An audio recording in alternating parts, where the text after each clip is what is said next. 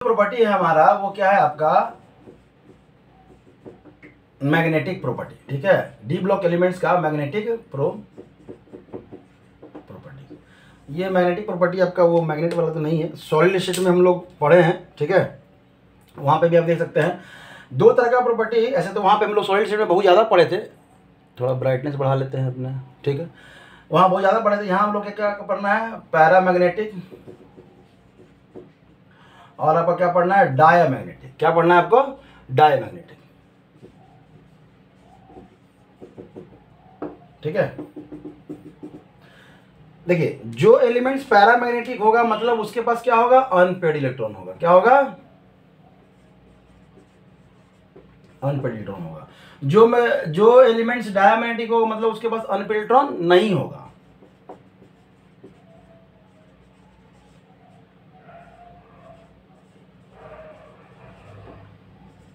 ठीक है, अब देखिए जो अनपेड इलेक्ट्रॉन है मतलब जो पैरामैग्नेटिक एलिमेंट्स है वो क्या करेगा, कलर शो करेगा। क्या करेगा, कलर शो करेगा, या कलरफुल होगा या कलर शो करेगा। और जो डायामैग्नेटिक है वो क्या होगा, वो जो कंपाउंड बनाएगा वो क्या बनाएगा, कलरलेस बनाएगा। क्या बनाएगा, कलरलेस बनाएगा।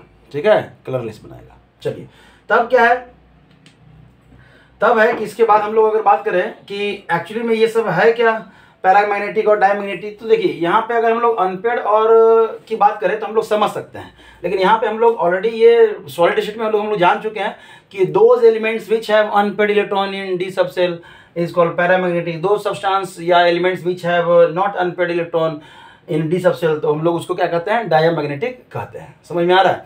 तो जितना ज़्यादा आपका क्या है, जितना ज़्यादा, अब यहाँ से हम कह सकते हैं कि number of unpaired electron increases, number of unpaired electron increases, तो क्या हो जाएगा आपका पैरामैग्नेटिक नेचर क्या होगा, इंक्रीज करेगा। पैरामैग्नेटिक नेचर क्या करेगा आपका, इंक्रीज करेगा। ठीक है, कोई दिक्कत नहीं। तभी क्या है, डायमैग्नेटिक में तो है ही नहीं, तो फिर इसका तो चर्चा ही नहीं करते हैं। इसका जो फॉर्मूला है मैग्नेटिक मोमेंट निकालने का, आपका एक फॉर्मूला आता है,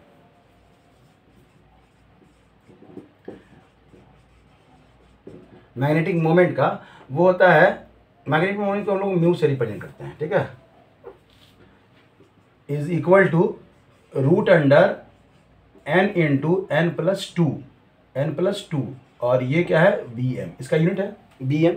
ठीक है, कोई दिक्कत। तब है यहाँ पे आपका, अगर हम लोग बात करें, जैसे अगर हम लोग कोई एक एलिमेंट्स ले लीजिए, कॉपर ले लीजिए, सॉरी क्या नाम है आपका, क्रोमियम प्लस 2 की बात करते हैं। किसकी बात करते हैं, क्रोमियम प्लस 2। इसके पास कितने अनपेड इलेक्ट्रॉन हैं, तो आपका जो लास्ट इलेक्ट्रॉनिक कन्फिग्रेशन हो जाएगा वो क्या हो जाएगा, 4s0, और 3d क्या हो जाएगा आपका 3d क्या हो जाएगा आपका 4 हो जाएगा। तो मतलब कितने अनपेड इलेक्ट्रॉन है, 4। कैसे पता, तो इसमें आपका डी सबसेल का कितना ऑर्बिटल, 5 ऑर्बिटल, 1 2 3 4, तो कितने अनपेड इलेक्ट्रॉन हो गए यहाँ पे, 4। तो अगर क्रोमियम की बात करें, यहाँ पे क्रोमियम का अगर मैग्नेटिक मोमेंट निकाले तो क्या हो जाएगा, रूट अंडर 4 इंटू 4 प्लस क्या हो जाएगा 2, और ये हो जाएगा 6, मतलब √24 BM। समझ में आया। इसी तरह से और हम लोग अगर निकालें मैग्नेटिक मोमेंट, अगर हम लोग निकालें किसका, और भी एलिमेंट्स का, जैसे आयरन का निकाल लीजिए, आयरन का निकाल दीजिए, तो इसका ऐसे तो इन जनरल 27 होता है। 27 मतलब आर्गन 4s2, और 3d क्या होता है 6। 3d 6 मतलब इसके पास कितने अनपेड इलेक्ट्रॉन है, 1 2 3 4, 1 2 3 4 5, और क्या है 6। तो अनपेड इलेक्ट्रॉन कितना हो गए, 4। अनपेड इलेक्ट्रॉन 4 हो गए, तो इसका जो मैग्नेटिक मोमेंट हो जाएगा वो कितना हो जाएगा, अभी निकाले हैं 4 वाले का, √24। अगर हम बात करें Fe+2 की बात करें, तो Fe+2 का इलेक्ट्रॉनिक कन्फिग्रेशन आर्गन 4s0 और 3d क्या हो जाएगा 6। तो ऑलरेडी यहाँ तो पेयर था, यहाँ इसका काउंटिंग था नहीं, इसमें भी इसका मैग्नेटिक मोमेंट कितना हो जाएगा, √24। क्यों, क्योंकि ऑलरेडी अभी भी इसमें क्या है 6 है। लेकिन अगर बात करें Fe+3 की, तो इसका जो इलेक्ट्रॉनिक कन्फिग्रेशन हो जाएगा, ये 4s0 और 3d क्या हो जाएगा 5, और 3d 5 मतलब इसके अंदर कितने अनपेड इलेक्ट्रॉन, 5 अनपेड इलेक्ट्रॉन। क्यों, क्योंकि 5 ऑर्बिटल है, 5 इलेक्ट्रॉन है, एक प्लेस हो गया। तब जो आपका मैग्नेटिक मोमेंट निकलेगा वो क्या निकलेगा, 5 इंटू 5 प्लस 2, 5 2 7, तो 7 पे कितना आता है 35, ये सब में यूनिट लिख दीजिएगा, √35। समझ में आया? तो इस तरह से हम लोग क्या करते हैं, मैग्नेटिक मोमेंट निकालते हैं। और एक क्वेश्चन आपको पक्का रहेगा, एक क्वेश्चन आपके मैग्नेटिक मोमेंट से आपका पक्का रहेगा। और इतना याद रखिएगा कि जिसका मैग्नेटिक मोमेंट है, जिसका क्या है, मैग्नेटिक मोमेंट है। अच्छा मान लेते हैं अगर जिसका, अगर Zn की बात करें, Zn की अगर हम लोग बात करें तो 4s आर्गन और 4s2, और यहाँ पे क्या होता है 3d, क्या होता है 10, 3d 10 है, मतलब इसके पास कोई अनपेड इलेक्ट्रॉन है क्या, नहीं है। 1 10 है तो हम लोग 2 2 करके भर देते हैं। तो अनपेड इलेक्ट्रॉन क्या है 0, तो आपका मैग्नेटिक मोमेंट क्या हो जाएगा 0, मतलब अनपेड इलेक्ट्रॉन नहीं है तो मैग्नेटिक मोमेंट 0। समझ में आया? तो और किसका किसका मैग्नेटिक मोमेंट 0 हो सकता है, तो Mn+7, तो इसका इलेक्ट्रॉनिक कन्फिग्रेशन 4s 0 और 3d भी 0। इसके पहले तो आर्गन, मतलब आर्गन जो इलेक्ट्रॉनिक कन्फिग्रेशन इसमें तो 0, तो इसका भी मैग्नेटिक मोमेंट क्या हो जाएगा 0। मतलब हर वो एलिमेंट जो अपने हायर ऑक्सीडेशन स्टेट पे है, मतलब यहाँ से कह सकते हैं, अगर यहाँ दिख रहा है, हाँ, अगर स्कैंडियम+3 की बात करें तो इसका भी क्या होता है, आर्गन 4s 0 और 3d 0, तो इसका भी मैग्नेटिक मोमेंट क्या हो जाएगा 0। मतलब ये जितने भी एलिमेंट्स हैं, अगर ये एलिमेंट्स अपने कंपाउंड में इस ऑक्सीडेशन स्टेट में हैं तो उनका मैग्नेटिक मोमेंट क्या होगा 0 होगा, और वो क्या होगा डायमैग्नेटिक होगा, और वो क्या होगा कलरलेस होगा। क्या होगा, कलरलेस होगा। तो ये 3 चीज एक साथ आपको समझना है। कोई दिक्कत, इस तरह से आप निकालिए, आपको समझ में आएगा। समझ में आया? चलिए, तभी क्या है, कुछ कुछ चीज जो बच गया था ऑक्सीडेशन स्टेट, अब देखिए ये भी ऑक्सीडेशन स्टेट का ही है, ऑक्सीडेशन स्टेट का ही है, तो कुछ कुछ चीज जो बच गया था, जैसे अगर हम लोग बात करें कि एक, हाँ, एक और एक्सेप्शन था जो लास्ट वीडियो में हमें लगता है कि मिस कर गया, कॉपर का +1 और आपका कॉपर का +2। ये कॉपर +2 जो है ना वो ज्यादा स्टेबल होता है किसमें, एक्वस सॉल्यूशन में, ठीक है।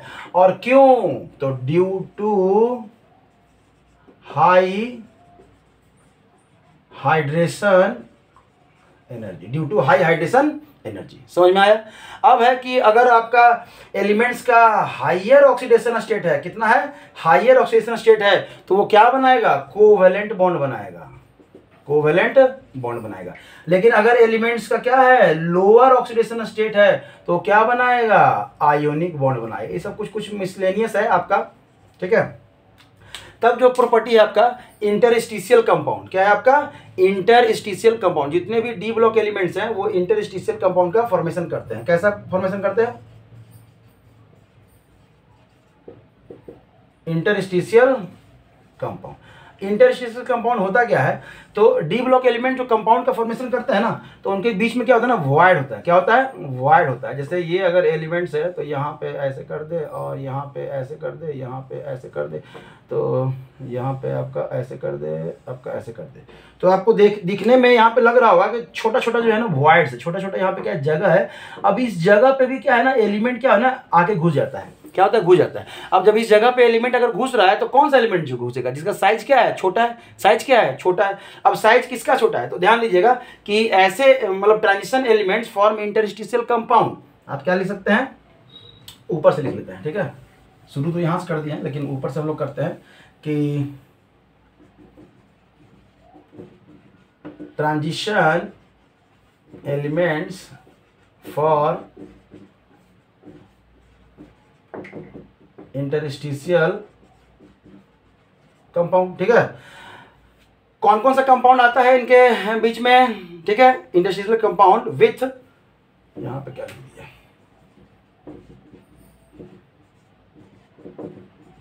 विथ हाइड्रोजन, कार्बन और नाइट्रोजन। मतलब और क्या कह सकते हैं, बोरोन। मतलब छोटे छोटे जो एलिमेंट्स है वो क्या है ना, जिनका साइज बहुत छोटा है, वो इसमें क्या है अपना वॉइड में, इसके वॉइड ये क्या है आपका क्या स्मॉल एलिमेंट्स कह सकते हैं, स्मॉल एलिमेंट्स कह सकते हैं।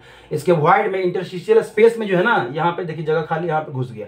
अभी क्या है, जब जगह घुस गया तो इंटरस्टिशियल कंपाउंड का एक तरीका है। देखिए जब ये एलिमेंट यहाँ पे नहीं था तो जगह खाली था। क्या था, जगह खाली था। जगह खाली था मतलब यहाँ पे क्या कर सकते हैं कि टफनेस, हार्डनेस कम था। और जैसे ही ये जगह भर गया, जैसे ही ये जगह क्या आ गया, भर गया, आपका क्या कर सकते हैं, हार्डनेस क्या हो गया, बढ़ गया। आपका वैकेंट स्पेस जब आ गया तो आपका हार्डनेस क्या हो गया, मेटल का बढ़ गया। समझ में आ रहा है, कोई दिक्कत, तब क्या है कि आप इसमें इनके प्रॉपर्टी में लिख सकते हैं कि इंटरस्टिशियल कंपाउंड जितने भी इंटरस्टिशियल कंपाउंड हैं उनका अगर डेंसिटी की बात करें तो क्या रहेगा, ज़्यादा रहेगा, इंक्रीज हो जाएगा। अगर आप हार्डनेस की बात करें तो वो भी क्या हो जाएगा, आपका इंक्रीज कर जाएगा। अगर आप मेल्टिंग पॉइंट और बॉइलिंग पॉइंट्स की बात करें तो वो भी क्या हो जाएगा, इंक्रीज कर जाएगा। क्यों, जगह भर गया। ठीक है, तब क्या है इनका मेटालिक कंडक्टिविटी इनका रहेगा, they retain their metallic conductivity.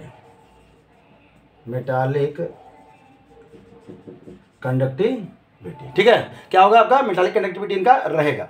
लेकिन केमिकली क्या रहेंगे, इनर्ट रहेंगे। क्योंकि हाई मेल्टिंग पॉइंट है, हाई बॉइलिंग पॉइंट है, डेंसिटी ज़्यादा हो गया, ये ज़्यादा हो गया, वो ज़्यादा हो गया, तो ये केमिकली क्या कहलाते हैं, केमिकली इनर्ट कहलाते हैं। क्या कहलाते हैं, केमिकली इनर्ट कहलाते हैं। ठीक है, तो ये कुछ प्रॉपर्टी रहा आपका किसका, इंटरस्टिशियल कंपाउंड का।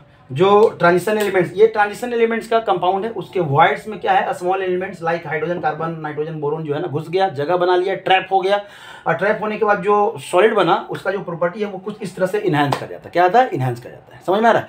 तब जो प्रॉपर्टी है सिंपल कि डी ब्लॉक एलिमेंट जो है ना वो कैटायन का भी फॉर्मेशन करते हैं। क्या करते हैं, कैटायन का फॉर्मेशन नहीं करते हैं, एज ए कैटायन यूज होते हैं रिएक्शन में। आप ऑर्गेनिक में पढ़िएगा, बहुत सारा एलिमेंट जैसे हैबर प्रोसेस हो गया और बहुत सारा जितना भी प्रोसेस है, हैबर प्रोसेस, कॉन्टैक्ट प्रोसेस, जितने भी देखिएगा एलिमेंट्स में, तो कैटालिस्ट के रूप में जो है ना आप डी ब्लॉक एलिमेंट्स को देखिएगा। तो हम कह सकते हैं कि जो डी ब्लॉक एलिमेंट्स हैं आपका क्या है, क्या यूज होता है किसके जैसा, कैटालिस्ट के जैसा। तो मतलब कह सकते हैं कि अगर डी ब्लॉक एलिमेंट्स है तो ये है ना कैटालिटिक प्रॉपर्टी शो करता है, कैटालिटिक प्रॉपर्टी शो करता है। ठीक है, कैटालिटिक आपका प्रॉपर्टी शो करता है। और क्यों ऐसा रहेगा, कैटालिटिक प्रॉपर्टी शो करता है तो क्यों, तो फिर से वही variable oxidation state, due two variable oxidation state. अब वेरिएबल ऑक्सीडेशन क्यों, तो ड्यू टू वेरिएबल वैलेंसी। मतलब सब चीज एक ही चीज से है ना, लिंक है, आप समझ लीजिए।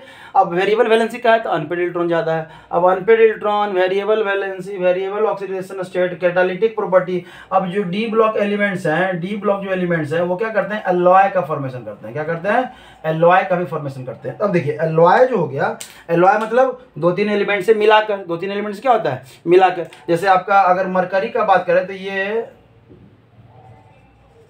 अमलगम बनाता है। क्या बनाता है, अमलगम बनाता है। क्या बनाता है आपका, अमलगम, जो यूज करते हैं हम लोग बैटरी उटरी में, जो नहीं यूज करते हैं करके। फिर एलॉय अगर आपका बन गया तो जो प्योर मेटल है उसे तो इसका मेल्टिंग पॉइंट और बॉइलिंग पॉइंट क्या होता है, ज़्यादा होता है। तो अब ये सब बताने की जरूरत नहीं, सब बच्चा वाला चीज़ है, आप लोग ऑलरेडी नहीं भी बताएंगे तो ये जान रहे हैं, इसमें कोई दिक्कत नहीं है। तब है एक प्रॉपर्टी है आपका इसमें क्या कर सकते हैं, इलेक्ट्रोड पोटेंशियल के साथ। तो इलेक्ट्रोड पोटेंशियल वाला जो है प्रॉपर्टी ऑलरेडी हम लोग डी ब्लॉक में, इसमें इलेक्ट्रोस्टेट में हम लोग, इलेक्ट्रोकेमिस्ट्री में हम लोग पढ़ चुके हैं, इलेक्ट्रोकेमिस्ट्री में। तो यहाँ पे ज़्यादा डिस्कस करने का जरूरत है नहीं। कौन सा एलिमेंट जो है ना आपका ज़्यादा रिड्यूसिंग एजेंट है, कौन सा आपका ये करके है, तो थोड़ा सा बस यहाँ पर डिटेल में शॉर्ट में हम बता देते हैं। देखिए जितना भी मेटल है आपका वो सब क्या है, नेगेटिव इलेक्ट्रोड रिडक्शन पोटेंशियल जो है ना आपका रहता है। तो कह सकते हैं कि all metal have negative E standard. Reduction कह सकते हैं ब्रैकेट में, क्या है, रिडक्शन, रेड नहीं है, लीजिए रिडक्शन कह सकते हैं, रिडक्शन पोटेंशियल। कॉपर का जो है वो क्या है आपका, पॉजिटिव होता है। कॉपर का क्या होता है, पॉजिटिव होता है। ठीक है, तो कॉपर का जो है चूंकि हाइड्रोजन के नीचे भी होता है, और कॉपर का क्या होता है आपका, पॉजिटिव हो गया। ठीक है, क्या हो गया आपका, पॉजिटिव। तब है जो कॉपर है वो not evolve H2 gas when reacts with आपका डाइल्यूट H2SO4। मतलब ये हटा, तो जाहिर सी बात है रिएक्टिविटी सीरीज की बात करें तो हाइड्रोजन से तो नीचे ही है ना कॉपर, आपका हाइड्रोजन से नीचे है कॉपर, तो ये ज़्यादा रिएक्टिव हो गया तो ये तो नहीं हटा पाएगा, कॉपर इसको नहीं हटा पाएगा, यही हटा देगा। ठीक है, तो ये नहीं हटा, तो कोई नया चीज़ तो लिखे नहीं, ऑलरेडी हम लोग इसको ना डिस्कस कर चुके हैं इलेक्ट्रोकेमिस्ट्री में, बहुत डिटेल में डिस्कस कर चुके हैं, तो वहाँ से भी आप देख सकते हैं। ठीक है, तब क्या है कि कुछ एलिमेंट्स हैं जिनका आपका स्ट्रॉन्ग जो है ना ऑक्सीडाइजिंग एजेंट है। तो आपका आप देख सकते हैं कि जो Mn है, जो मतलब मैंगनीज है और आयरन है, और क्या है आपका जो कोबाल्ट है वो क्या है, पॉजिटिव। इसका क्या होता है ना, पॉजिटिव क्या होता है, इलेक्ट्रोड पोटेंशियल क्या होता है, पॉजिटिव, और ये क्या होता है, स्ट्रॉन्ग ऑक्सीडाइजिंग एजेंट होते हैं। क्या होते हैं, और स्ट्रॉन्ग ऑक्सीडाइजिंग एजेंट होते हैं। अगर टाइटेनियम की बात करें, वेनेडियम की बात करें और क्रोमियम की बात करें तो इसका क्या होता है, आपका नेगेटिव होता है। नेगेटिव होता है तो ये रिड्यूसिंग एजेंट होगा। क्या हो जाएगा आपका, रिड्यूसिंग एजेंट हो जाएगा। तो ये ऑलरेडी हम लोग डिस्कस कर चुके हैं, इसमें ज़्यादा हमको बोलने की जरूरत है नहीं। आप एक बार वहाँ भी जाके आप देख सकते हैं, पढ़ सकते हैं, समझ सकते हैं, और वीडियो को ज़्यादा लंबा करने का कोई मतलब नहीं बनता। ये आपका लगभग डी ब्लॉक का प्रॉपर्टी रहा। तब इसमें हम लोग को पढ़ना है 2 एलिमेंट्स, 2 कंपाउंड्स के बारे में, K2Cr2O7 और KMnO4 के बारे में। KMnO4 का 3 स्टेट, एक एसिडिक मीडियम, एक बेसिक मीडियम और एक न्यूट्रल मीडियम।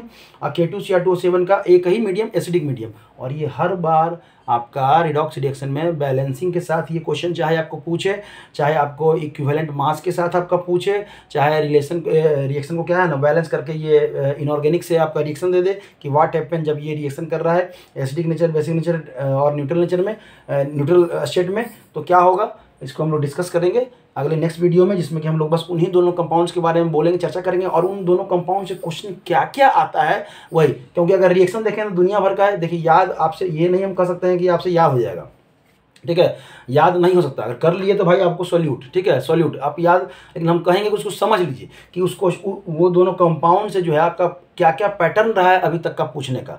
11 से आपका जो जितने भी बैलेंसिंग इक्वेशन आप बैलेंस करते होंगे ना, वही है आपका फॉर्मेशन रहेगा। K2Cr2O7 और KMnO4 का फॉर्मेशन से आपका रिएक्शन आता है। बस खाली पहचानना है, 5-6 रिएक्शन है, उसको समझ लीजिएगा। क्वेश्चन किस तरह से पूछा है वहाँ पे हम लोग कर लेंगे, तो आपको दिक्कत नहीं होगा, ठीक है। तब तक आप चलते हैं, नेक्स्ट वीडियो पे मिलते हैं। Thank you.